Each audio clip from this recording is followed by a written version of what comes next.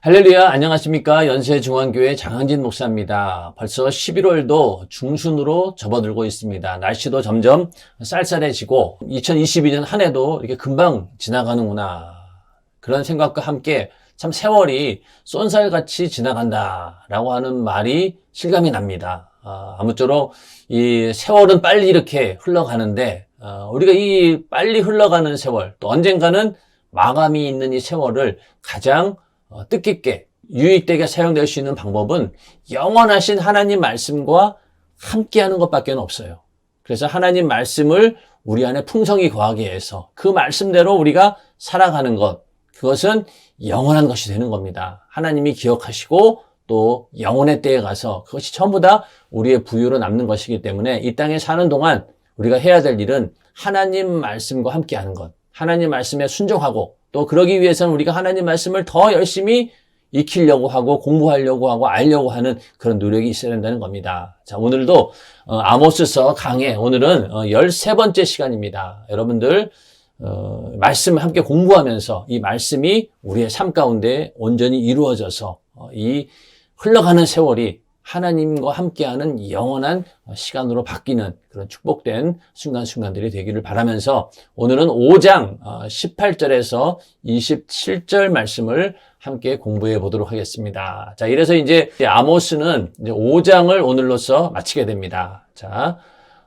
5장 18절 말씀입니다. 화 있을진저 여호와의 날을 사모하는 자여 너희가 어찌하여 여호와의 날을 사모하느뇨 그날은 어두움이요 빛이 아니라. 여호와의 날을 사모한다라고 하는 것이 이 이스라엘 백성들에게는 당연한 일들이고 이 여호와의 날 그러면 어떻습니까? 굉장히 희망적이고 긍정적이고 하나님께서 북이스라엘을 지켜주시고 보호해 주시고 그들에게 구원의 은혜를 베푸시는 그런 날로 생각되지 않습니까? 맞습니다. 이 북이스라엘 백성들도 이 여호와의 날 그러면은 그런 날로 알고 있었던 거예요. 그런데 오늘 이 말씀을 가만히 읽어보면 어떻습니까? 너희가 어찌하여 여호와의 날을 사모하느냐? 그날은 어두움이며 빛이 아니라. 너희가 생각하는 것처럼 그렇게 희망적인 날이 아니다. 오히려 어두운 날이다. 라고 이렇게 부정적인 이미지로 하나님께서는 말씀을 하고 있습니다. 왜 그럴까요? 이 여호와의 날을 이 북이스라엘 사람들은 어떻게 생각하고 있었냐면은 그 이스라엘의 역사를 보면은 이 날은 굉장히 두려운 날이에요. 무시무시한 날입니다. 그런데 항상 보면은 이스라엘 원수들에게 하나님께서 복수하시는 그런 날이었습니다. 그런데 자기네들은 지금 잊어버리고 있었던 거예요. 그 이스라엘 원수에게도 복수하는 날이지만은 그러나 이스라엘 그들 자신들에게도 심판이 내려지는 날이라는 것을 점점 잊어버리고 있었다는 거예요. 왜? 여호와의 날을 그냥 축복해주고 하나님이 번영을 가져다주는 그런 때로 이해하고 그날을 기다린 거예요. 그러다 보니까 지금 북이스라엘 상황이 어떻습니까? 정치적으로, 경제적으로, 군사적으로 굉장히 강하던 그런 때였어요. 그리고 물질도 부유하던 때였습니다. 그러다 보니까 당연히 여호와의 날 그러면은 이제 하나님께서 이 주변에 있는 국가들을 다 정리해 주시고 이스라엘 백성들에게 축복을 완전히 몰아줄 것이다 라는 그런 희망적인 생각을 가지고 오해하고 여호와의 날을 기다렸다는 거예요.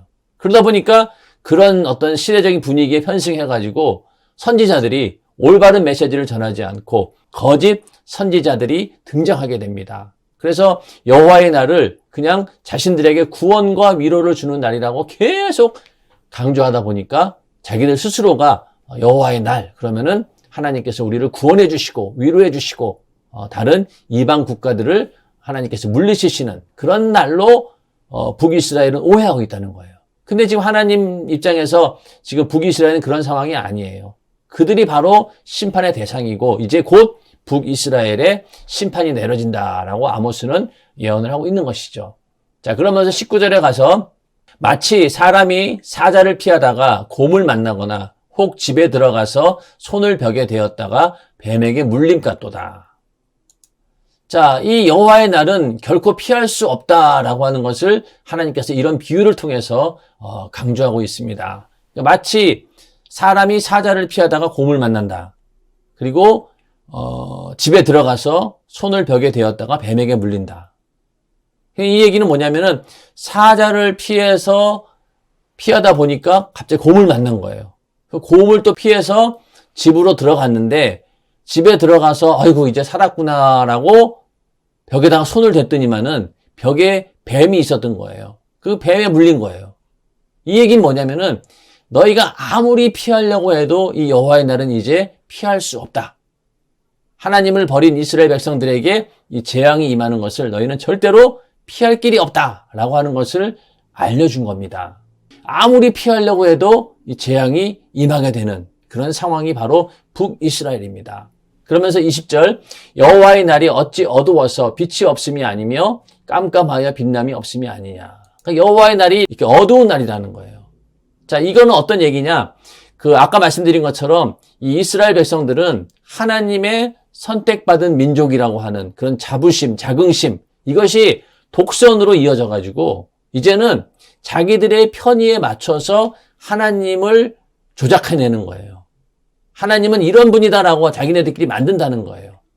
그게 바로 잘못된 여호와의 날에 대한 인식입니다. 그래서 이 하나님은 항상 이스라엘을 위해서 싸워주시는 전쟁의 용사다. 이런 이미지를 강조하면서 여호와의 날은 항상 적군들을 물리치고 우리를 구원해 주시고 또 우리에게 승리를 주시는 그런 날이다라고 착각하게 만든 거예요. 그래서 적군에게는 항상 암흑과 불행의 저주의 날이지만은 이스라엘에게는 광명과 구원과 승리의 날이다라고 오해하게끔 되었다는 거예요. 근데 지금 문제는 뭐예요? 이제는 그날은 구원의 날이 아니라 심판의 날이고 슬피 울며 애곡하는 장례식의 날이다. 이거를 지금 하나님께서는 북이스라엘에게 보여주고 있는 거예요. 너희 착각하지 마라. 너희가 지금 여호와의 날을 간절히 사모하고 있는데 그날이 어떤 날인지 너희가 아냐? 너희는 지금까지 그날을 구원과 위로를 주는 또 광명과 승리를 주는 그런 축복의 날로 오해하고 있다. 아니다. 그게 아니야. 이제 너희를 심판하는 그날이 바로 여호와의 날이다. 이렇게 무시무시한 얘기를 하고 있는 것이죠. 그러나 이 북이스라엘은 잘못된 그런 신앙에 도취돼 가지고 전혀 이 현실을 인식하지 못한다는 겁니다. 자, 오늘날도 마찬가지 아니겠습니까? 우리가 여호와의 날, 우리에게서는 우리는 어떤 날이에요? 주님께서 이 땅에 다시 재림하시는 그날이 바로 여호와의 날이죠. 그날을 우리도 사모하며 기다리고 있습니다. 그런데 이 주님이 오시는 날 신부의 믿음을 가진 자를 찾는다라고 했잖아요. 그러면 우리가 신부의 믿음으로 준비되어 있어야 되는데 신부의 믿음은 성도의 옳은 행실이라고 했습니다. 그러므로 우리는 행함으로 이런 신부의 믿음을 가지고 있어야 되고 그것을 나타내고 있어야 된다는 거예요.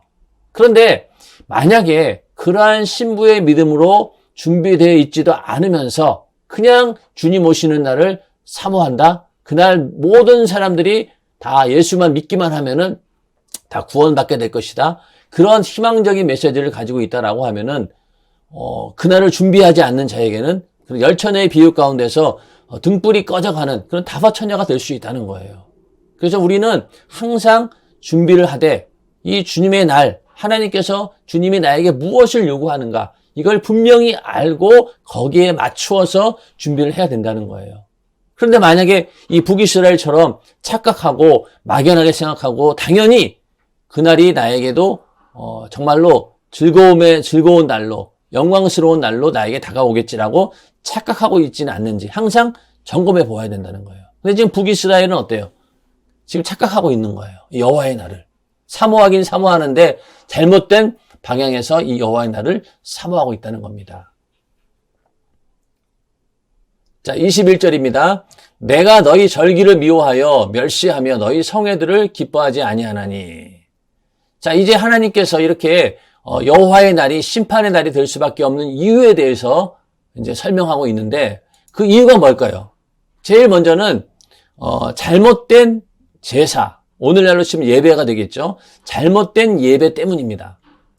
먼저 하나님을 향한 예배가 잘못되다 보니까 그 예배를 드리는 그 종교인들이 부패하게 되는 거죠. 제사장들이라든가 선지자들이라든가 하나님을 섬기는 그런 일하는 자들이 전부 다 부패해가지고 썩어져 버리는 거예요. 이게 어디에서 오느냐? 예배가 잘못되었기 때문에 그렇게 되는 거죠. 그러다 보니 당연히 그 사회 전체가 썩어져가는 그런 양상을 보이게 된다는 거예요. 이게 다 어디에서 오느냐? 잘못된 예배 때문입니다. 자, 그러면은 과연 이 북이스라엘 시대에 드려지는 하나님께 올려드리는 제사가 어떻게 잘못되었느냐? 그 외형적으로는요, 그 경건의 모습은 유지하고 있었어요. 오히려 물질적으로 부유한 상황이었기 때문에 더 하나님께 화려한 제사를 드릴 수 있었을 것이고, 더 뻑적지근하게 하나님 앞에 제사를 드릴 수 있었겠죠. 그게 오히려 더 화려해 보였고 더 그럴듯해 보였을 겁니다. 그런데 그것을 하나님이 받지 않으신다는 거예요. 왜? 그 안에 있는 내용이 잘못되었다는 거죠. 그래서 하나님께서 너희의 성회들을 기뻐하지 않는다. 자, 그리고 번제나 소제도 받지 않을 것이고 너희 살진 희생의 화목제도 내가 돌아보지 아니하리라. 하나님께 올려드리는 모든 제사를 하나님께서 받지 않으시겠다. 돌아보지 않겠다라고 거절하신 겁니다. 자, 그러면 우리가 여기서 어떤 걸 생각해 봐야 되냐면 과연 하나님께 올려드리는 예배 자체가 잘못된 건가? 아니면은 예배자가 문제인가라는 것을 우리는 살펴보아야 됩니다. 이미 이 북이스라엘 사람들은 어떤 예배자로서의 자기의 그 위치를 잃어버린 거예요. 자기의 신분을 망각해버린 겁니다. 그래서 자기들 편의대로 이 예배를 이용하게 되는 거죠. 축복의 도구로 하나님께서 주시는 복을 받기 위한 도구로 제사를 드리게 되고 더 나아가서는 그 제사를 통해서 이스라엘 백성들로 하여금 물질을 빼앗고 불의한 재물을 쌓게 되고 그러다 보니까 오히려 약한 자들 그런 자들에게 오히려 더 많은 그 제사를 핑계로 한 그런 재물들을 요구하게 되면서 부당한 거래가 있게 되고 그러다 보니까 완전히 타락하게 되는 거죠. 그러니까 이 예배자들이 썩어져가고 있는 겁니다. 그러다 보니 이제 하나님께 향한 예배의 형식은 갖고 있지만은 그러나 하나님이 받지 않으시는 예배가 되어버렸다는 거예요. 그래서 하나님께 올려드린 예배는 하나님 백성들에게 삶의 길을 제시하는 도구다. 그래서 너희가 하나님께 예배하면서 너희는 이런 삶을 살아야 된다라고 그 예배를 통해서 하나님께서는 항상 말씀하고 있는 것이죠. 그래서 더 나아가서 하나님께 예배하는 자들이 하나님의 성품과 인격을 그들의 삶에 반영하기를 원하신다는 거예요. 그러니까 우리의 예배가 교회에서 드려지는 것으로 끝나는 것이 아니라 그 예배를 통해서 우리의 삶 전체가 하나님께 올려드리는 거룩한 산 제사가 되기를 원하신다라는 그 말씀처럼 하나님은 항상 예배하는 자들이 그렇게 하나님을 닮아가고 그것을 세상 모든 사람들에게 영향력을 주기를 원했던 거죠. 그런데 지금 북이스라엘은 그렇지 않다는 거예요. 이 삶과 연결이 되지 않은 그런 예배를 제사를 드리고 있다는 겁니다. 외형적으로는 화려해 보일지 모르지만은 그 안에 하나님을 향한 진실함도 없고 오히려 가증스러움이 가득하기 때문에 하나님께서는 이런 제사를 받지 않으신다라는 얘기입니다. 자, 이미 이런 예배의 가증함에 대해서는 아모스가 앞서 여러 차례 경고를 하고 있었죠. 자, 2장 8절에는 어떤 얘기를 하고 있었냐면은 모든 단 옆에서 전당 잡은 옷 위에 누우며 저희 신의 전에서 벌금으로 얻은 포도주를 마심이니라. 자, 하나님을 섬기는 그런 제단에서 전당 잡은 옷, 누군가의 그 돈을 빌려줘가지고 갚지 못했으니까 옷을 전당 잡았을 거 아니에요? 그런 것들을 가지고 누워 있고 또 벌금으로 얻은 포도주를 마시면서 거기 완전히 타락한 모습을 보이고 있지 않습니까? 이게 바로 그 당시 예배하는 자들, 예배자들이 얼만큼 타락했는지를 보여주고 있는 거예요. 또 3장 14절에도 내가 이스라엘의 모든 죄를 보응하는 일에 베델의 단들을 벌하여 그 단의 뿔들을 꺾어 땅에 떨어뜨리고 완전히 하나님을 섬기고 있는 그 제사의 장소가 권위가 완전히 상실되어 버렸다. 이제는 그 예배 자체를 하나님이 받지 않으시기 때문에 그 단의 뿔들을 꺾어서 땅에 떨어뜨린다는 거예요. 자, 4장에도 보면은 어떤 얘기 나오냐면은 너희는 베델에 가서 범죄하며 길갈에 가서 죄를 더하며 그러니까 오히려 너희가 베델에 가서 제사하는데 그 제사를 통해서 오히려 죄가 더 쌓인다는 거예요. 그래서 길갈에 가서도 제사를 드리는데 오히려 죄를 더하는 꼴이 되었다. 그래서 아침마다 너희 희생을 3일마다 너희 11조를 드리며 누룽놓은 것을 불살라 수은제로 드리며 낙헌제를 소리내어 광포하려무나. 이렇게 너희가 희생 제사를 아침마다 드리고 또 11조도 3일마다 드리고 이렇게 여러 가지 제사를 다 드린다 한들 이스라엘 자손들아 이것이 너희의 기뻐하는 바니라. 이는 주 여호와의 말씀이니라. 이렇게 모든 제사가 하나님을 기쁘시게 하는 하나님께 올려드리는 예배가 아니라 오히려 너희를 위한 예배, 너희의 육신의 유익을 위한 예배가 되었다, 제사가 되었다는 거예요. 그걸 하나님께서는 경고하고 있는데 오늘 이 5장에 나오는 이 말씀을 통해서도 다시 한번 경고를 하고 있는데 이제는 하나님께서 그 모든 제사를 받지 않으신다는 거예요. 그 다음에 23절에 보면 내 노래 소리를 내 앞에서 그칠지어다. 내 비파 소리도 내가 듣지 아니하리라. 하나님께 올려드리는 찬양 자체도 받지 않으신다는 거예요. 하나님이 굉장히 지금 화가 나가 있는 거죠. 예. 그래서 하나님께서 모든 절기와 성회와 제물, 하나님을 향해 올려드리는 찬송까지도 거절하고 있습니다. 그래서 기뻐하지 않는다, 받지 않는다, 돌아보지 않는다, 듣지 않는다. 이렇게 하면서 이스라엘이 올려드리는 모든 하나님을 향해 올려드리는 제사 의식들을 전부 다 거절하고 있는 그런 상황입니다. 이게 바로 예배하는 자, 제사 드리는 자가 타락했기 때문에 하나님께서는 그 제사를 받지 않으신다는 거예요. 자, 오늘날에도 우리가 하나님께 예배를 합니다. 아주 다양한 예배들이 있죠. 그러나 그 예배 가운데 내가 과연 예배자로서 어떠한 모습으로 그 자리에 앉아 있느냐, 하나님이 정말로 원하시는 그런 예배자의 모습으로 내가 있느냐, 그렇게 하지 않고 있느냐가 중요하다는 거예요. 예배가 중요한 게 아니라 예배자가 중요한 거죠. 예배 드리는 사람이 올바른 예배를 드리고 있고 그 예배가 하나님의 성품과 인격을 반영하는 그런 삶으로 연결되고 있느냐, 이것도 중요하다는 거예요. 자, 그러면서 이 아모스는 하나님께 올려드리는 제사, 예배가 어떠해야 되는지 결론을 내리고 있습니다. 자, 24절입니다. 오직 공법을 물같이 정의를 하수같이 흘릴지로다. 자, 이 얘기는 우리가 5장 몇 절에 나왔습니까? 7절에 나왔던 얘기죠. 그때 북이스라엘의 현실이 공법을 인진으로 변하며 정의를 땅에 던지는 자들아, 이렇게 말씀하고 있었습니다. 공법과 정의, 이것이 완전히 땅바닥에 떨어졌다. 그것이 쓰레기처럼 변했다. 이렇게 말씀하고 있지 않았습니까? 그런데 반대로 오직 공법을 물같이 정의를 하수같이 흘리는 것, 이것이 하나님이 진정으로 원하는 그런 하나님의 제사의 자세라는 거예요. 예배자로서의 자세라는 겁니다. 이렇게 예배가 회복이 되어져야 된다는 거죠. 자, 그 공의와 정의라고 하는 것은 이 언약 백성, 이스라엘 백성들에게는 삶의 근간이 되고 예배의 초석이 되는 겁니다. 그래서 이 공의와 정의가 마치 그 나라 전체를 치유하는 강물로 표현하고 있는 거죠. 이 공의와 정의가 물같이 하수같이 흘러내릴 때 죄악으로 가득한 땅이 완전히 회생이 되어진다. 이 얘기를 하고 있는 거예요.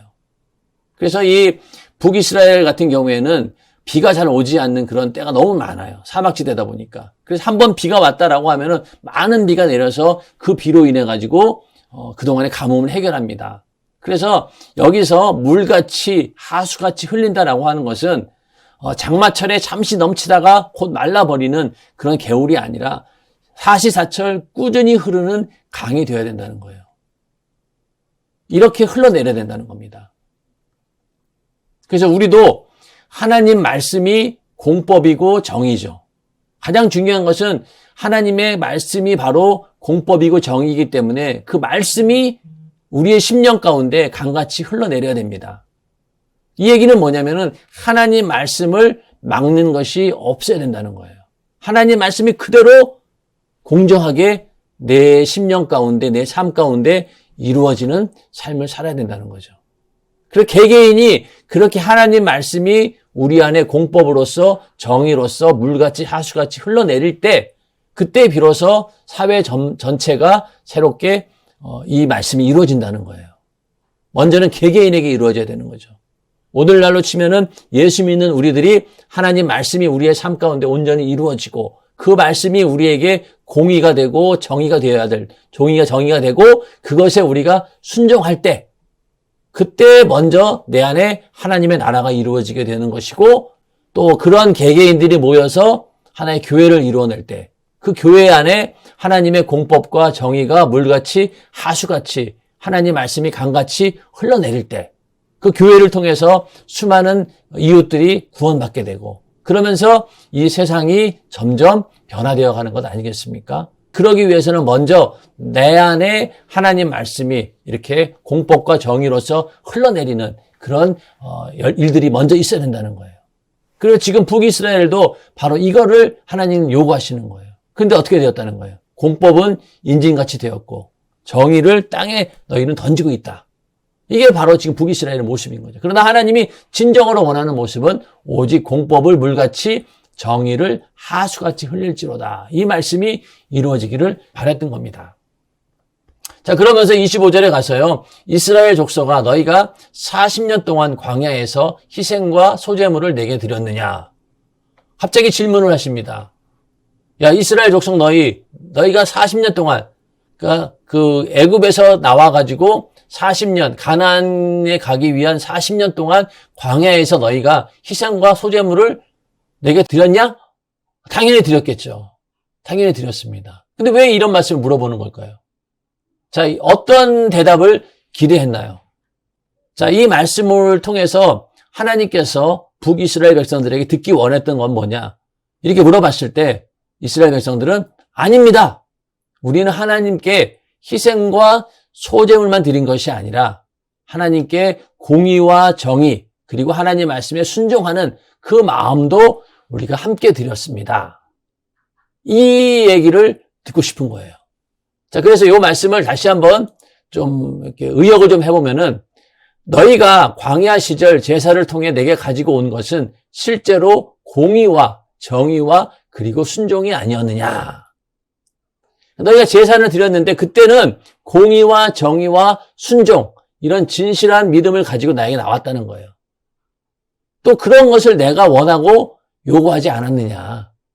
그런데 지금 너희는 어떠하냐 이거예요. 지금 너희는 어떠하냐는 거예요. 이걸 묻고 있는 거예요. 그러니까 그때는 너희가 똑같은 희생과 소제물을 가지고 하나님께 제사를 드렸지만은 그때 너희에게는 공의와 정의 그리고 순종, 하나님을 향한 신실한 믿음을 가지고 하나님께 나왔다는 거예요. 근데 지금은 너희 안에 공의와 정의, 순종은 없다는 거죠. 그냥 겉으로 드려지는 외식적인 희생과 소제물을 드리는 제사만이 남아있다는 겁니다. 오히려 더 나가서 어떤 모습이냐? 너희가 너희 왕 식굿과 너희 우상 기운, 곧 너희가 너희를 위하여 만들어서 신으로 삼은 별 형상을 지고 가리라.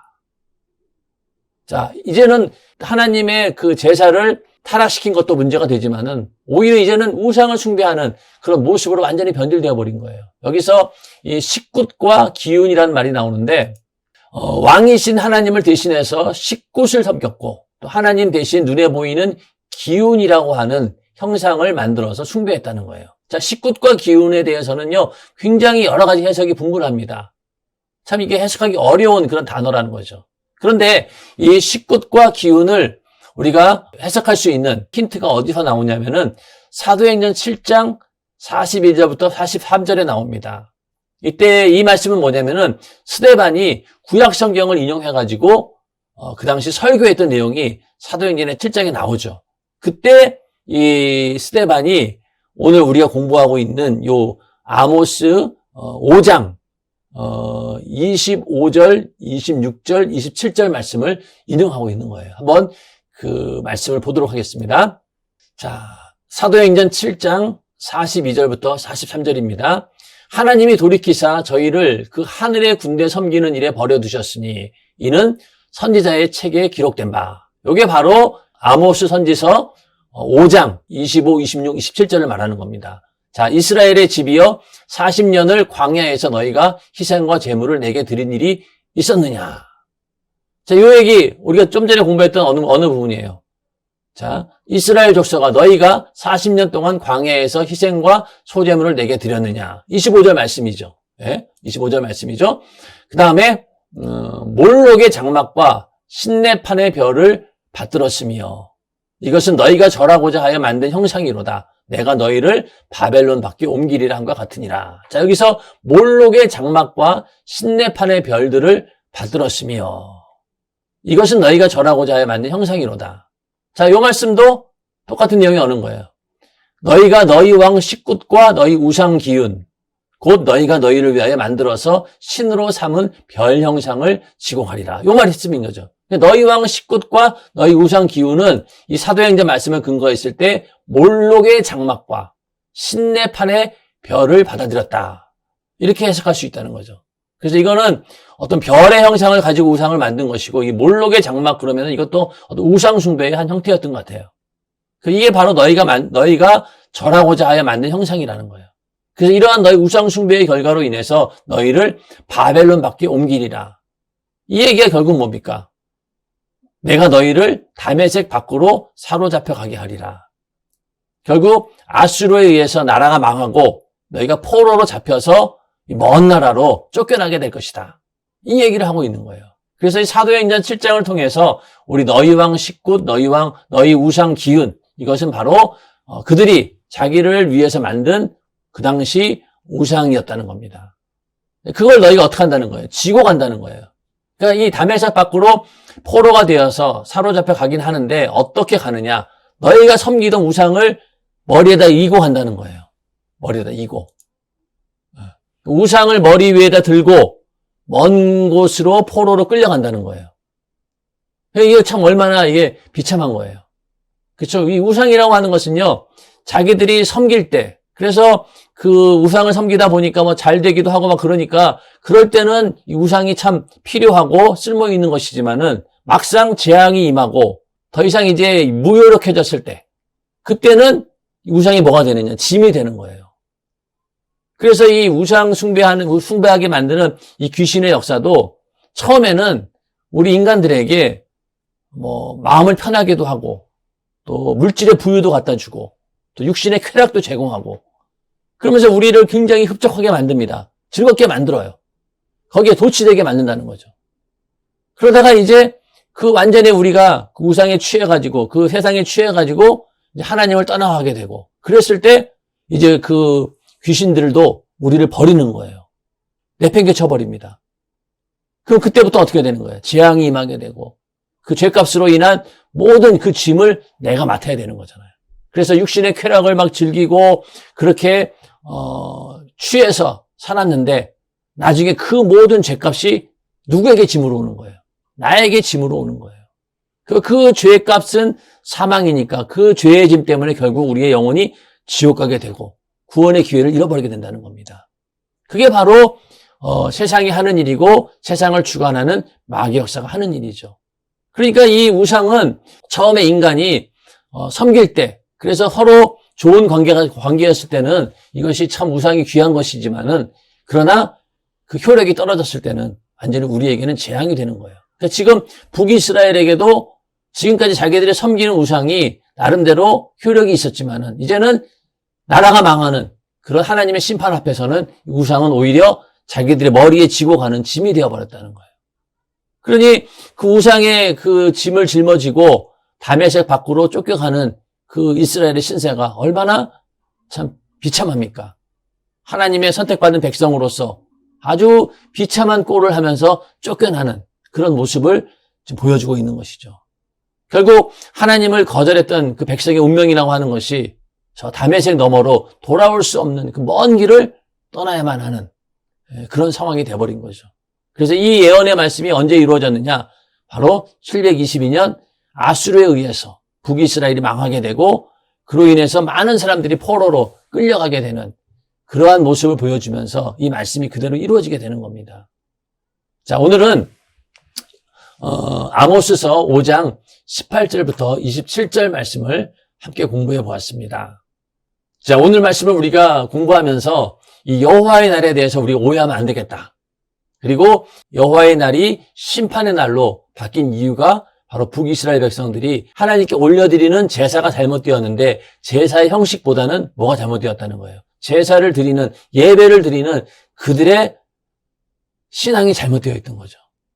하나님을 향한 진실함, 공의와 정의와 순종이라고 하는 것이 빠져 있었기 때문에 결국은 그 제사를 하나님이 받지 않게 되었고, 그 결과 하나님의 버림받아서 이 북이스라엘은 멸망이라고 하는 그런 심판을 받게 되었다는 겁니다. 그래서 하나님이 원하시는 것은 오직 공법을 물같이, 그리고 정의를 하수같이 흘리는 그런 제사, 예배가 회복되어지기를 바랬던 것이죠. 그러나 이스라엘은 너무 늦었던 거예요. 이렇게 모든 공법이 인진으로 변했고, 그리고 정의가 땅에 떨어지는 그런 상황이었기 때문에 그 나라 전체가 이제는 부패하게 되는, 제사를 드리는 그 예배자로서의 삶이 잘못되었기 때문에 결국은 어떻습니까? 나라 전체가 부패하게 되었고, 그래서 결국은 하나님으로부터 멸망, 심판을 받게 되어서 멸망하게 되는 그런 처지까지 왔다는 겁니다. 그래서 우리가 하나님께 올려드리는 예배를 우리는 잘 생각해 보셔야 돼요. 그래서 예배 자체가 문제가 아니다. 우리의 어떤 예배자로서의 자세가 중요하다. 예배자로서의 하나님을 향한 믿음과 신앙이 중요하다라는 것을 우리는 다시 한번 생각해 보게 됩니다. 자, 이렇게 해서 5장 1절부터 27절까지 말씀을 13번째 강의를 통해서 마감을 짓고요. 이제 다음 주부터는 6장을 공부해 보도록 하겠습니다. 아모스서는 다른 그 수호 선지서에 비해서 굉장히 다양한 메시지를 담고 있기 때문에 아모스서를 잘 공부하면은 다른 선지서들도 더 쉽게 이해할 수 있습니다. 아무쪼록 여러분들 이 아모스서 끝까지 함께 해주시고요. 또 남은 수호 선지서 강해도 끝까지 함께 해주셔서 이제 수호 선지서를 다 마치고 나면은 성경이 정말로 읽을 때 막힘이 없이 항상 즐거운 마음으로 읽을 수 있도록, 그게 바로 우리의 목적이잖아요. 그렇게 그런 목적이 이루어지길 바라면서 이제 2022년도도 이제 얼마 남지 않았습니다. 남은 시간 처음에 제가 말씀드린 것처럼 하나님 말씀과 함께하는 그런 삶이 되시기를 간절히 바라면서 오늘 공부 여기서 마치겠습니다. 다음 주에 또 만나 뵙도록 하겠습니다. 감사합니다.